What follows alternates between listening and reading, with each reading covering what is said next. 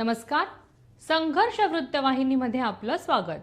घेऊया ठाणे आणि आसपासच्या परिसरामधील घडणाऱ्या महत्त्वाच्या घडामोडींचा आढावा. तब्बल 22 वर्षापासून समग्र शिक्षा अभियानात कंत्राटी तत्वावरती सेवा बजावणाऱ्या 3276 कर्मचाऱ्यांना अखेर न्याय मिळाला आहे.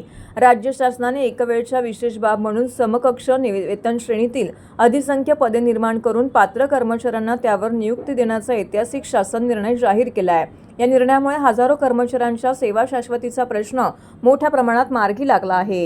या निर्णयासाठी कोकण पदवीधर मतदारसंघाचे आमदार तथा भाजपाचे प्रदेश सरचिटणीस ॲडव्होकेट निरंजन डावखरे यांनी गेल्या 1.5 वर्षापासून सातत्याने पाठपुरावा केला आहे. विधान परिषदेच्या प्रत्येक अधिवेशनात त्यांनी हा प्रश्न उपस्थित करत सेवा समाप्तीचा प्रस्ताव, वेतनातील तफावत आणि सेवा शाश्वतीचा अभाव याकडे शासनाचे लक्ष वेधलं होतं.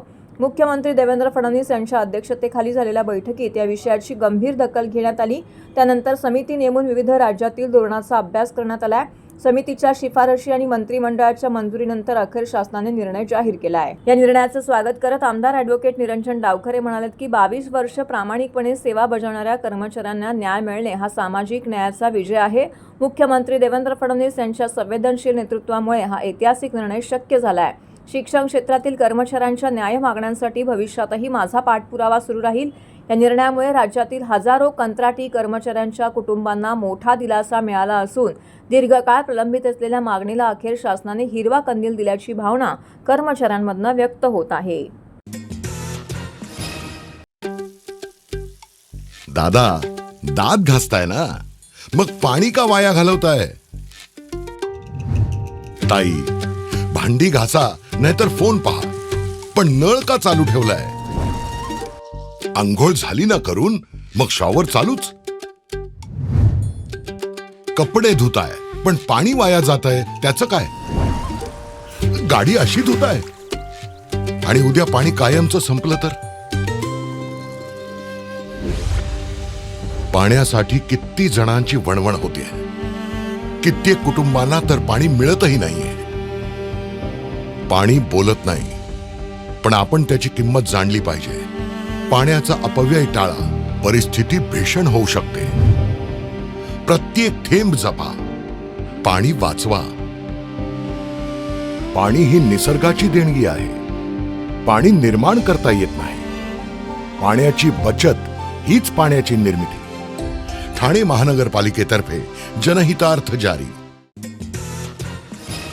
राष्ट्रवादी काँग्रेसच्या अजित पवार पक्षाला ठाण्यात जोरदार खिंडार पडलेला आहे. राष्ट्रवादी युवक काँग्रेसचे ठाणिक युवक अध्यक्ष वीरू वाघमारे यांच्यासह शेकडो कार्यकर्त्यांनी डॉक्टर जितेंद्र आव्हाड आणि मनोज प्रधान यांचे नेतृत्व मान्य करीत राष्ट्रवादी काँग्रेस शरदचंद्र पवार पक्षामध्ये प्रवेश केला आहे.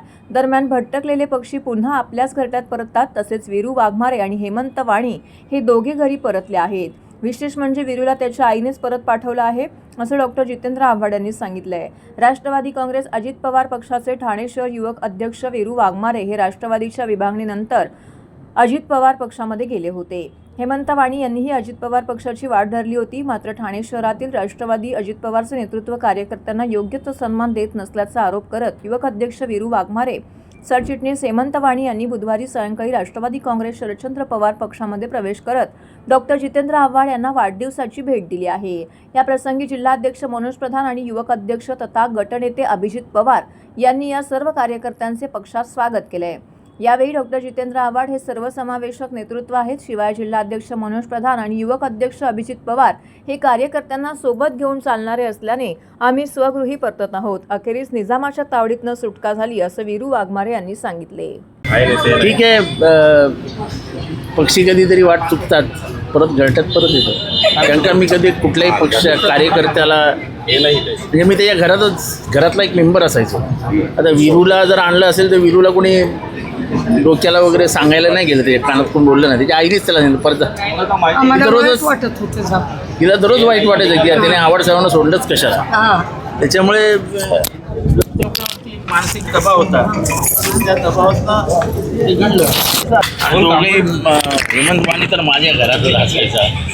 मलाच कळलं नाही मला का सोडून केले. ठीक है, भूला हुआ बिछड़ा हुआ फिर घर लौट वापस आता है. उसे कुठे तरी हिंडलं तर किती दिवस हिंडल घरला. आई म्हणते किती दिवस हिंडल, कुठे जाईल. मी गेलो का हे मला समजलं नाही. ठीक आहे गेलो, पण एक मला 15 दिवसानंतर साहेबांचा फोन आला. एक 7-8 फुलं वाहिली माझ्यावर. नंतर सांगितलं संपलं आता, चल बस झालं. बस झालं म्हणजे मग परत ये, बस झालं, चल परत ये. ते डोक्यात थोडं वेगळे विचार होते, म्हणजे केस संदर्भात. बाकी काय मी क्लिअर सांगतो. माझ्यावर जर 307 पडल्या, 1 नाही 2 नाही 3 असं, त्या केसमुळे गेलो मी. बाकी काय. पण नंतर त्याच केस साहेबांनीच काढायला चालू केल्या. मग आता बोललं तिकडे राहून घ्यावं. ते साहेबच काम करतात, तेच करतात. आणि माझं घर, मी सुरुवात राजकारणाची एक पहिली अशोकरावांपासून, नंतर दुसरा बाप म्हणजे माझे आवडतं. मला शिक्षण मंडळ त्यांनी दिलं. ठाण्यात ओळख ही साहेबांमुळेच आहे माझी, आणि साहेबांमुळेच राहील. महाराष्ट्रात रोजगार करायचा असेल तर मराठीशी नाळ जोडलीच पाहिजे. ही सक्तीची नव्हे तर आपुलकीची भाषा आहे. प्रवाशांशी 2 प्रेमाचे शब्द मराठीत बोलणारा प्रत्येक चालक हा महाराष्ट्राच्या संस्कृतीचा सन्मान करणारा दूत ठरतो. अशा भावनिक शब्दात परिवहन मंत्री प्रताप सरनाईक यांनी हिंदुहृदय सम्राट बाळासाहेब ठाकरे मराठी शिकवणी अभियानाला मिळालेल्या उत्स्फूर्त प्रतिसादाबद्दल समाधान व्यक्त केले आहे. या अभियानाअंतर्गत राज्यभरातील 1 लाखांहून अधिक अमराठी व्यावसायिक प्रवासी वाहन चालकांनी व्यावहारिक मराठीचे धडे यशस्वीरित्या पूर्ण केले असून उर्वरित चालकांनीही 15 ऑगस्टपूर्वी या संधीचा लाभ घेऊन मराठी शिकावे असं आवाहन केलं आहे. या अभियानाच्या आढावा बैठकीस परिवहन आयुक्त राजेश नार्वेकर, ज्येष्ठ साहित्यिक प्रदीप ढवण, मुंबई मराठी साहित्य संघ तसेच कोकण मराठी साहित्य परिषदेचे प्रतिनिधी उपस्थित होते. मंत्री सरनाईक म्हणाले की मराठी ही केवळ संवादाची भाषा नसून महाराष्ट्राच्या अस्मितेचा आणि संस्कृतीचा आत्मा आहे. येथे उपजीविका करणाऱ्या प्रत्येकाने मराठीचा सन्मान करावा हा आमचा प्रामाणिक आग्रह आहे. प्रवाशांशी संवाद साधताना मराठीचा वापर झाला तर केवळ व्यवहार सुलभ होणार नाही, तर माणसांमधील आपुलकीचे बंधही अधिक दृढ होतील. ते पुढे म्हणाले की मराठीला अभिजात भाषेचा दर्जा प्राप्त झाल्यानंतर तिच्या गौरवासाठी राबवण्यात आलेल्या या अभियानाला लाखो अमराठी बांधवांनी सकारात्मक आणि सन्मानपूर्वक प्रतिसाद दिला आहे. मराठी शिकण्याचा त्याचा हा स्वयंस्फूर्त सहभाग म्हणजे हिंदुहृदय सम्राट बाळासाहेब ठाकरे यांच्या मराठी प्रेमाला वाहिलेली खरी आदरांजली आहे. राज्य शासनाचा मराठी भाषा विभाग, मुंबई मराठी साहित्य संघ आणि कोकण मराठी साहित्य परिषदेच्या संयुक्त सहकार्याने हे अभियान राज्यभर लोकचळवळीचे स्वरूप धारण करत आहे.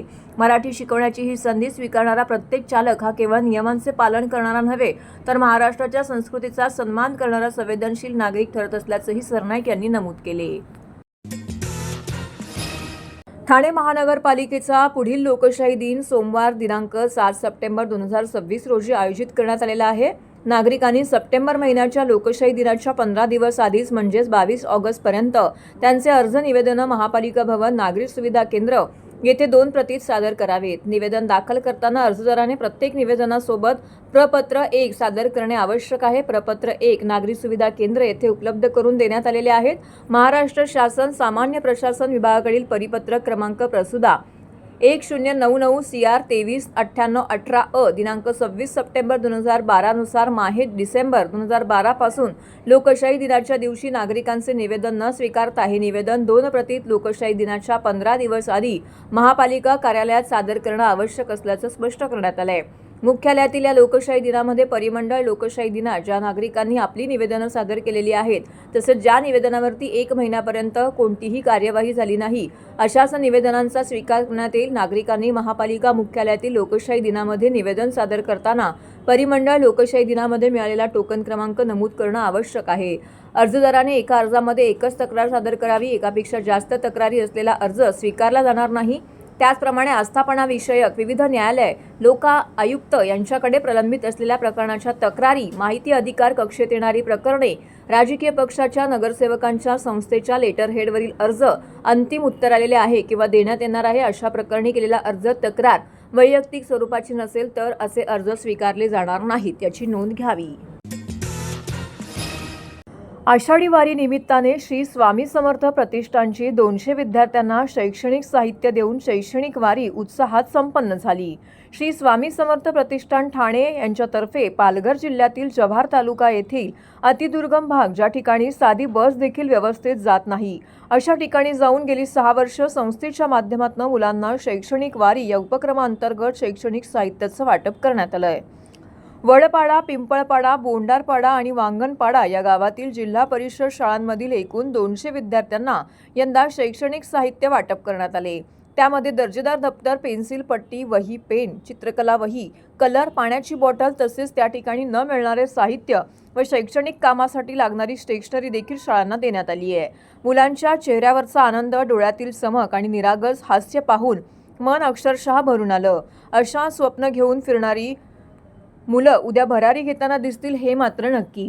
आषाढी वारी अनेक जण करतात, पण संस्था दरवर्षी न चुकता आषाढी शैक्षणिक वारी करते. उज्ज्वल भविष्यासाठी हितचिंतक देणगीदार यांनी केलेली मदत संस्थेच्या माध्यमातून प्रतिकूल परिस्थितीमध्ये आपली जिद्द करणाऱ्या मुलांपर्यंत पोहोचवली हीच खरी पोचपावती आहे. संत तुकाराम महाराजांचे अभंग साधू संत येती घरा तोची दिवाळी दसरा असंच काहीसं आदिवासी पाड्यावरील जिल्हा परिषद शाळेतील मुलांना साहित्य देताना घडले. मुलांबरोबर गप्पा, चर्चा, आदिवासी नृत्य, लेझिम सादर करून उत्साहात शैक्षणिक वारी यशस्वीरित्या पार झाली. संस्थेच्या मदतीने संस्थेचे अध्यक्ष रुपेश शिंदे, सचिव अजय भोसले, उपाध्यक्ष पूनम सावंत, सदस्य शुभम कांबळे, निशांत कोळी, आरती गाढवे, पल्लवी लंके, अमोल पाटील, राजेंद्र गोसावी, भाग्यश्री गिरी, पद्मा मैतीस, महेंद्र कांबळे यांनी मोलाची मदत करून कार्यक्रम यशस्वी केला.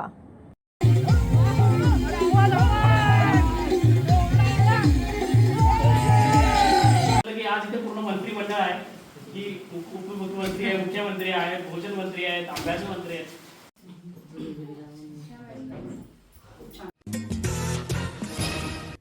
तर हे होतं संघर्ष वृत्तवाहिनीचं आजचं बातमीपत्र.